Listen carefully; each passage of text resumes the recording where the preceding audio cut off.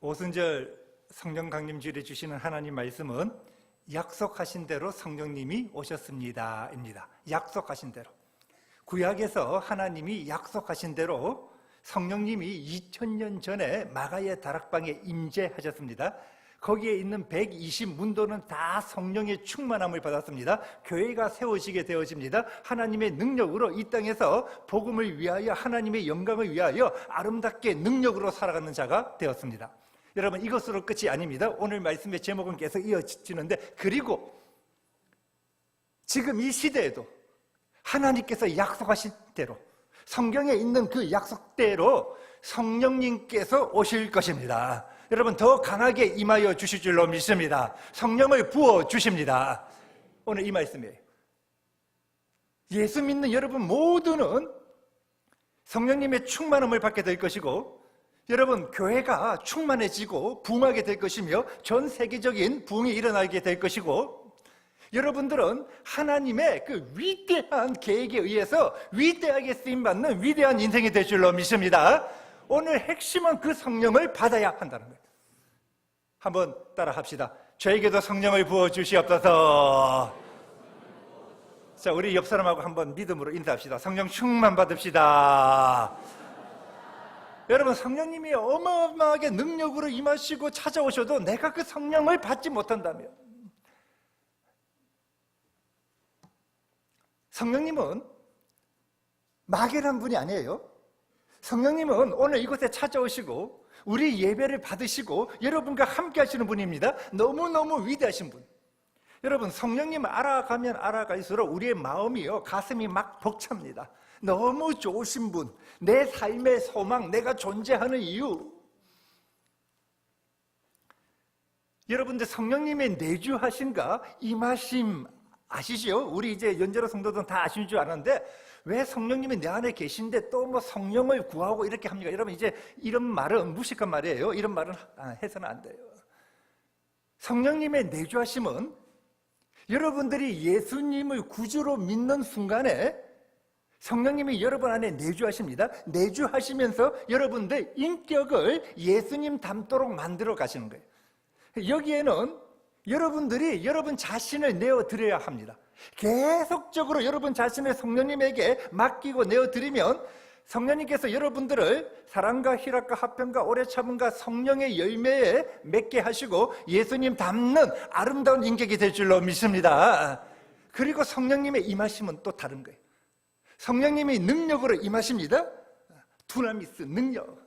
하나님께서 부어주시고 전수하여 주시는 성령의 능력입니다. 이 성령의 능력이 우리에게 임하심으로 여러분, 이 세상 얼마나 힘들고 어려워요. 여러분, 힘으로 발버둥 씹었자 안 되는 거 아시죠?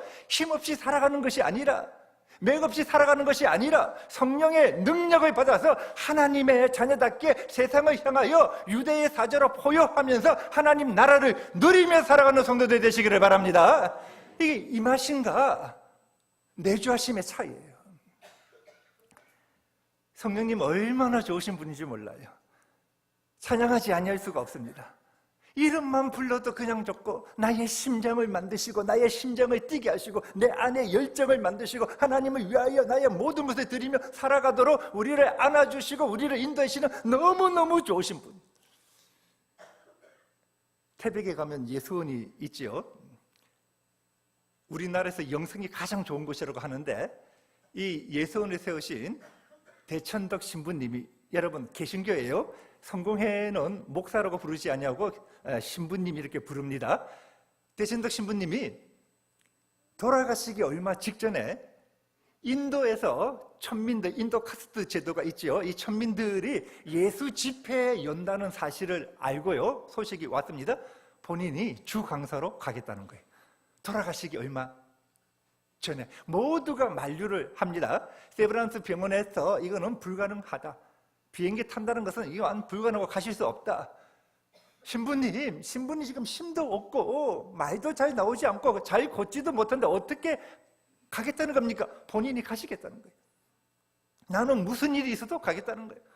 어쩔 수 없이 휠체어에 앉으시고 이 비행기를 타고 가는데 같이 갔던 권요셉 형제라고 예수원에 오래 있던 형제가 지금 미국에서 사역하시는 분인데 이런 말을 합니다. 비행기 타고 같이 갈 때 보니까 완전히 송장 같았대요. 내려서 호텔에서도 쉴 때 너무 힘들어가시고 너무 어려워했는데 집회 장소에 갔습니다. 설교할 시간이 다가옵니다. 힘이 막 생기기 시작하더라는 거예요. 힘이 막 생기기 시작하더니 휠체어를요 옆에 던져버리고 앞에 나가서 서서 설교를 하는데 걸어다니고 뛰어다니고 젊은이처럼 열정적으로 설교하시더라는 거예요. 그리고는 설교 다 끝나고 휠체어에 오면 다시 기진맥진해서 그러다가 다음날 또 설교를 하게 되었습니다. 기진맥진하다가 설교 시간만 되면 힘이 막 생겨서 젊은이처럼요 열정적으로 설교하고 걸어다니고 뛰어다니고 그렇게 막 설교하다가 설교 끝나고 돌아오면 휠체어에 다시 기진맥진. 여러분, 이 힘이 어디서 나옵니까? 여러분, 이 능력이 어디서 나오는 거예요? 누가 하시는 거예요? 작년에 우리 3월에 미얀마 단기 선교 갔지요. 미얀마의 청소년들이 한 1000명 가까이 이렇게 집회를 며칠 했습니다. 거기에 성령님이 임하시니까 7살, 8살짜리 꼬맹이들이 닭똥 같은 눈물을 흘리면서요 10분, 20분, 30분 막 기도를 하는 거예요. 미얀마의 조영생 선교사님이 그거 보고 너무 놀란 거예요. 여러분, 그 별들의 집 고아원입니다. 70여 명의 아이가 있는데 10몇 년 전부터 5시만 되면 새벽 기도합니다. 월화수목 금토일 빠지는 날 없어요. 새벽 기도를 하면서 아이들 기도를 최소한 30분 이상 하는데 한 번도 이렇게 눈물을 흘리면서 이렇게 간절히 기도하는 모습을 본 적이 없었다는 거예요. 성령님이 임하시니까. 그리고는 수백 명의 아이들이요 성령님의 임재를 체험하고 방언을 하고, 그 조영세 선교사님이 너무 좋아서 저에게 이런 말을 합니다. 아마 미얀마에서 성령께서 이렇게 역사하신 것은 처음일 거예요. 여러분, 누가 하시는 거예요? 저는 아무 힘 없어요. 여러분도 아무 힘 없어요. 누가 하시는 거예요? 크게 누가 하시는 거예요? 이 시대에 이런 일들 하실까요? 안 하실까요? 여러분, 우리나라 부흥의 문을 연 하나님의 은혜를 용광로처럼 쏟아지게 한 1907년 평양 대부흥이 있습니다. 평양 대부흥으로 말미암아 복음이요 우리나라 전국으로 막 확산이 되어지고 성령께서 역사를 하시는데, 물론 한 2년 전쯤에 회개 운동이 먼저 있었지만은 1907년 1월 6일입니다. 평양 장대현교회에 길선준 목사님이 설교를 하시는데 설교의 제목이 이러합니다. 마음의 문을 열고 성신을 영접하라. 성도 여러분, 마음의 문을 여시고, 그때는 성령을 성신이라고 했습니다. 성신을 영접하십시오. 성도들이 마음의 문을 열고 아멘, 아멘 할 때 성령께서 임하여 평양 대부흥이 일어난 거예요. 여러분들도 마음의 문을 여시기를 바랍니다. 자, 우리도 한번 따라 합시다. 마음의 문을 열고 성령을 영접하겠습니다. 한 번 더, 마음의 문을 활짝 열고 성령을 환영하겠습니다. 아멘. 그러면 성령님 오십니다. 오늘은 오순절 성령 강림 주일인데 구약 성경을 보면 오순절은 유대인의 절기로서 두 가지의 큰 의미를 가지고 있습니다. 첫째는 유월절 아시죠? 이 유월절 안식일로부터 50일째 되는 날로서 첫 수확을 하는 날이에요. 그러니까 첫 열매를 하나님께서 주신 것을 감사하는 감사절기예요. 그래서 우리가 맥추절이라고 합니다. 첫 열매를 감사한다. 두 번째는 모세가 이스라엘 백성 데리고 출애굽해서 시내산에 올라가서 하나님께 율법을 받은 날이에요. 말씀을 받은 날입니다. 그런데 신약에 와서는 이 의미가 더 중요하게 되어지는데, 예수님이 십자가를 지시고 부활하신 날로부터 50일째 돼, 이 순이 열이라는 말이거든요. 50일째 되는 이 날에 하나님은 절기를 굉장히 중요시 여기시는 분이에요. 이 오순절 50일 되는 날에 누가 임하시는 거예요? 성령이 임하시는 거예요. 첫 열매와 율법이었는데 이제는 첫 열매와 율법이 아니라 누가 임하시는 거예요? 성령이 임하셔서 예수 믿고 구원받은 첫 열매들 교회를 탄생시키게 하시고, 모세가 받은 율법이 이해가 잘 안 됐는데 성령이 부어지심으로 말미암아 그 율법을, 그 말씀을 해석해 주십니다. 깨닫게 하십니다. 여러분, 지금 이 시대가 성령의 시대인 줄로 믿습니다. 성령이 이곳에 찾아오셔서 여러분들에게 오늘 이 말씀이 생명이 되게 해주시고, 말씀을 깨닫게 해주시고, 말씀을 들을 때 여러분 놀라운 은혜가 부어지게 되어지며, 성령께서 지금 교회를 통해서 하나님의 이 말씀을 다 이루어 가신 줄로 믿습니다. 이 역사를 지금 인도하고 계신 줄로 믿습니다. 이것이 오순절 성령 강림 주일의 의미예요. 그렇다면 우리가 성령님이 어떤 분인지 알아야 할 거 아닙니까?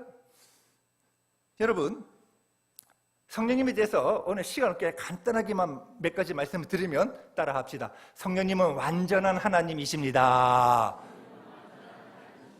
성령님이 누구예요? 완전하신 하나님이에요. 성령님은 바람처럼 일하고 불처럼 임하고요. 성령님 막 비둘기처럼 임하죠. 성령님 비둘기 아니에요. 현상이 그렇고 성령님은 하나님이세요. 하나님처럼 전지전능하십니다. 무소부재하십니다. 무소불능하십니다. 무소부지하십니다. 성령님 모르는 거 없습니다. 하나님의 깊은 것까지 고린도전서 2장 10절 다 통달하시는 분. 여러분에 대하여 모르는 것이 없습니다. 모든 우주 만물에 대하여 모르는 것이 없습니다. 전지전능하신 뿐만 아니라 영원하시고 알파와 오메가가 되시며 창조 사역을 같이 하신 완전하신 하나님.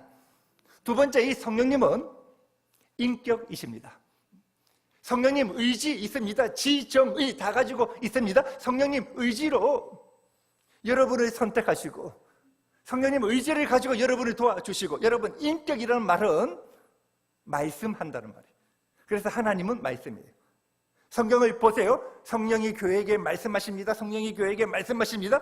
인격적으로 교회에 말씀하시고, 성령님은 여러분에게 인격적으로 말씀하시는 분. 여러분, 성령님의 인격적인 말씀을 들을 수 있는 귀가 열어지기를 원합니다. 이게 인격이에요. 의지를 가지고 계십니다. 여러분들에게 선물을 주시기도 하고 여러분에게 말씀을 하시는데 여러분이 한 번, 두 번, 세 번 거절을 하면 성령님 근심하시고 슬퍼하셔서 여러분 안에 거하신 것 같이 아니하시는 분. 세 번째, 이 성령님은 보혜사이십니다. 파라클레토스. 예수님이 보혜사이시기에 성령님 또 다른 보혜사라는 표현을 씁니다. 우리를 도와주시는 분. 여러분, 도와주시는 분이 누구예요? 성령 하나님이십니다. 힘들 때만 도와주시는 것이 아닙니다. 사업할 때만 도와주시는 것이 아닙니다. 일평생 여러분을 도와주시고 책임져 주시고 인도하시는 분이 우리 성령님이신 줄로 믿습니다. 나의 힘이 되신 여호와여. 나의 힘이 되신 분이 누구예요? 성령 하나님. 오늘 그 성령님이 여러분에게 찾아오셨습니다. 그 성령님이 여러분과 함께 하시기를 원하십니다. 성령님을 높이시기를 원합니다. 성령님께 찬양하시기를 바랍니다. 여러분, 예수님 보세요. 예수님은 성령으로 잉태되었다 되어 있습니다. 성령님이 예수님 잉태될 때부터 성령님이 함께 하심으로 예수님의 인격을 완전하게 만들어 가시는 거예요. 성경 참 재밌습니다. 여러분, 성경을 자세히 보면 예수님이, 성령님이 내주하십니다. 그리고 예수님이 하나님의 능력과 기적을 일으키지를 아니합니다. 성령님이 내주하시는 성령님은 인격을 만들어 가기 때문에. 그리고 여러분, 성경 보세요. 예수님도 세례 요한에게 세례를 받고 물에서 올라오니까 하늘이 열리지요. 스키조라는 헬라어 쓰는데 하늘이 열리고 성령님이 비둘기처럼 임하십니다. 비둘기처럼 임한 이 이후부터 기적과 능력을 막 나타나는 거예요. 예수님조차도. 근데 이 기적과 능력을 나타내기 전에 하신 일이 있죠. 예수님 40일 동안 금식하시고 마귀에게 시험을 받습니다. 무슨 말이냐? 성령의 능력을 나의 마음대로 사용하지 아니하겠다는 거예요. 오직 하나님 뜻대로, 하나님 말씀대로 순종하며 나는 하나님이 원하시는 그 길을 걸어가겠습니다. 증명을 하고 난 이후에 성령의 능력을 기적과 이적과 표적으로 막 나타나는 거예요. 예수님이 우리의 모델인 줄로 믿습니다. 여러분, 모델 잘 보아라는 거예요. 예수님은 하나님이시지만은 예수님 자기 스스로 신성의 기능을 포기하시고 우리에게 보여주시는 거예요. 봐라, 나는 성령으로 설교하였고, 나는 성령으로 가르쳤고, 나는 성령으로 병든 자 고쳤고, 나는 성령으로 눈먼 자 보게 하였고, 나는 성령으로 안전병을 일으키게 하였고, 사도행전 10장 38절, 제가 너무 좋아하는 말씀인데 예수님 모델이에요. 자, 같이 크게 시작. 하나님이 그가 두루 다니시며 마귀에게 이는 하나님이 나사렛 예수에게 무엇과 무엇의 성령과 능력의 기름부터 계속 하나님은 부으셨고 예수님은 심성의 기능을 포기하십니다. 왜? 우리의 모델이시기 때문에. 그리고 그 성령의 능력으로 예수님도 사역하셨다는 거예요. 보아라.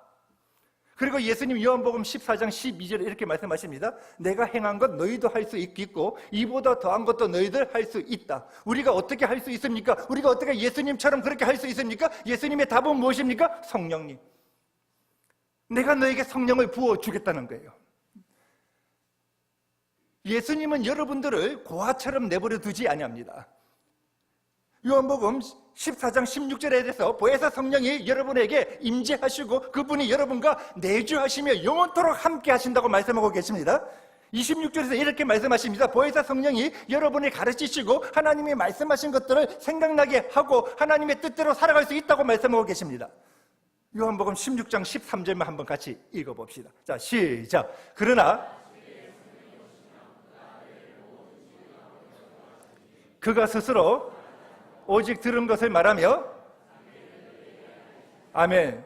진리 가운데 인도하실 뿐만 아니라 장래 일을 여러분에게 알려주십니다.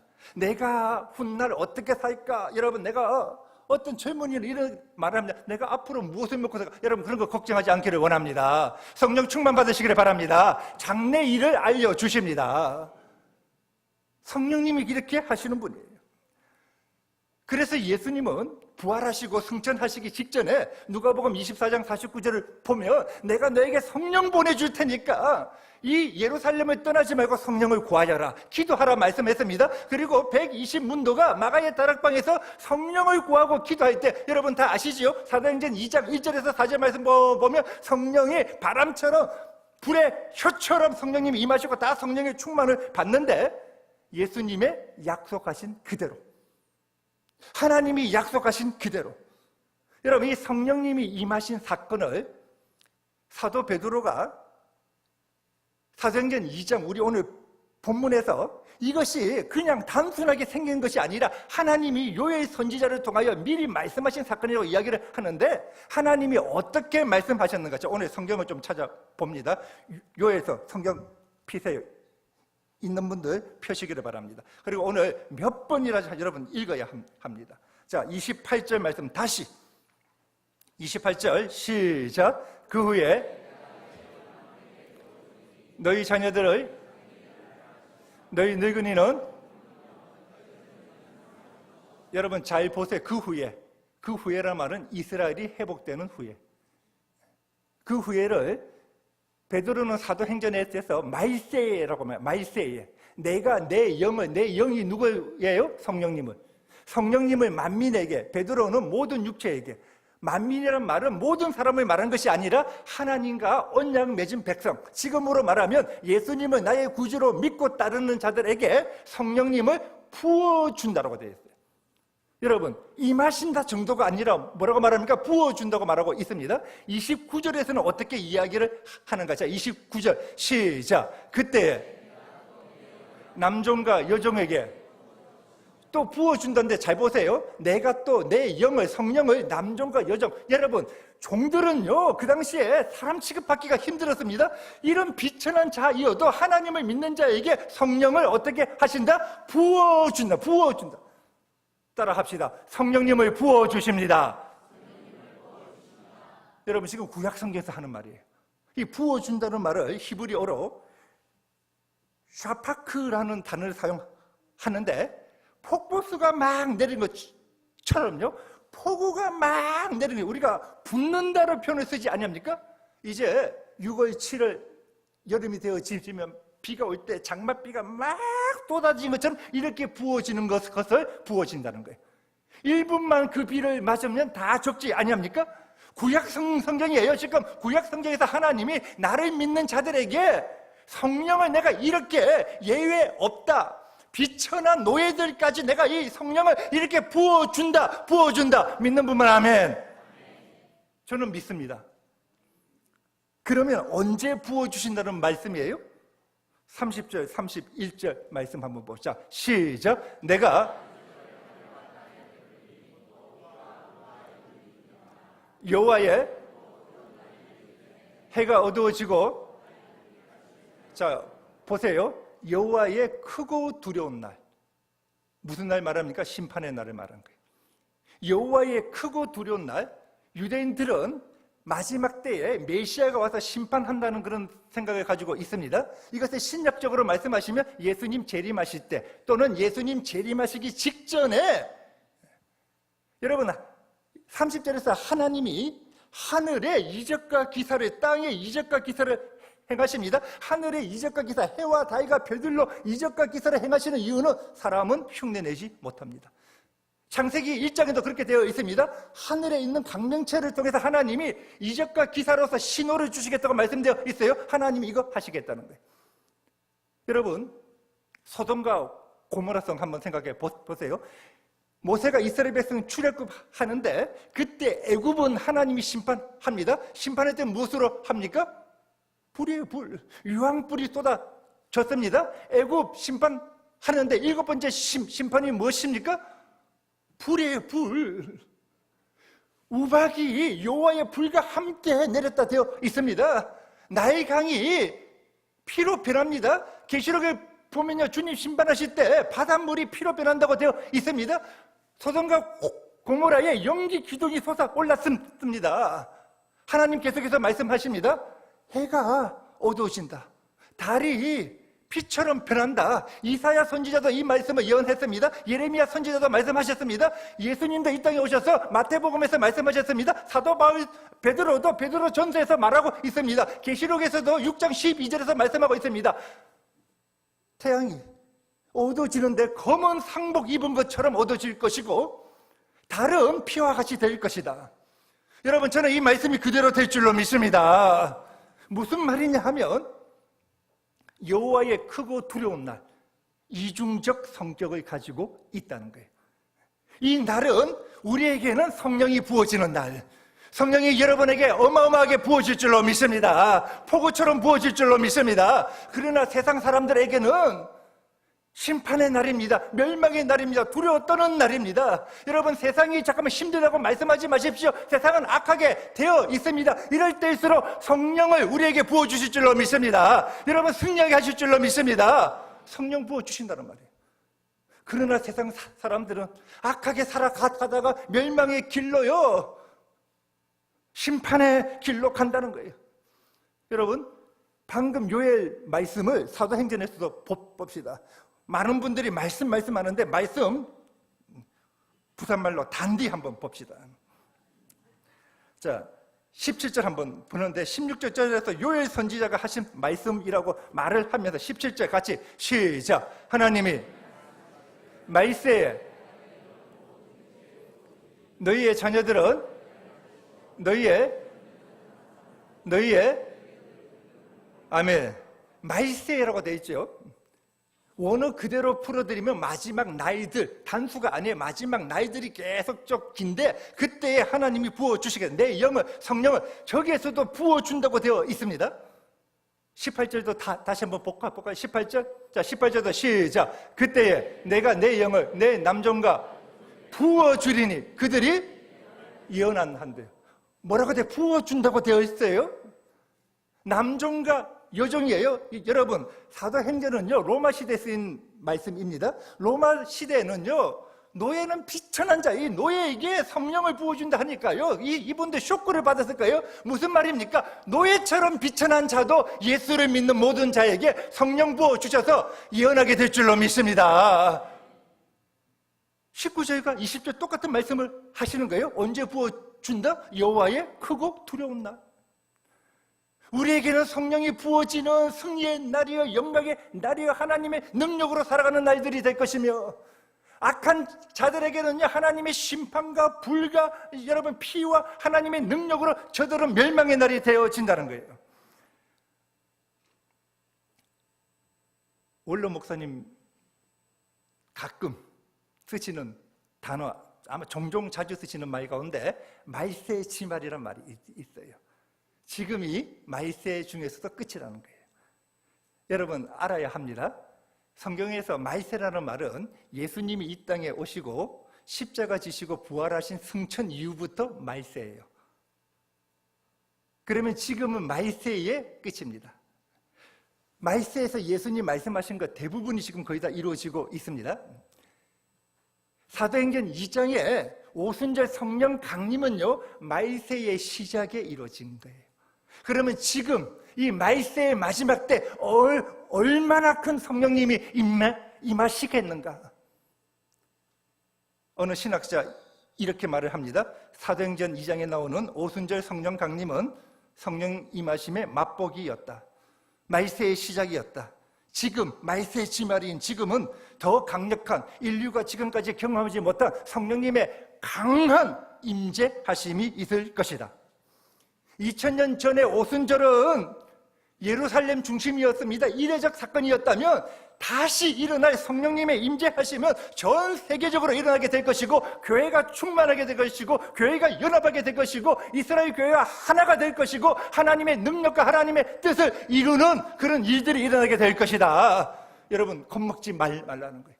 세상이 어떻게 흘러가는지 우리는 세상 바라보는 자가 아닙니다. 성령이 여러분에게 부어줄 줄로 믿습니다. 환난과 핍박이 와도 우리는 승리의 길을 가게 될 줄로 믿습니다. 성령이 임하심으로.